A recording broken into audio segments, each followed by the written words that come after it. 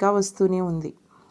అలా కాకుండా ఈరోజు మనం ఖర్చు లేకుండా, అలాగే నొప్పి లేకుండా, మచ్చ లేకుండా ఈ పులిపిర్లను మనం పోగొట్టుకోవచ్చు. అది ఎలాగో ఈ వీడియోలో చూద్దాం. ఈ పులిపిర్లు ఆడవాళ్ళనే కాదండి, మగవారిని కూడా బాధ పెడుతున్నాయి. ఇవి అందవికారంగా కనిపిస్తూ ఉంటాయి. ఇవి దురదగా కూడా అనిపిస్తూ ఉంటాయి. అయితే మన ఆయుర్వేద డాక్టర్లు కూడా చర్మానికి చాలా ప్రాముఖ్యత ఇచ్చారు.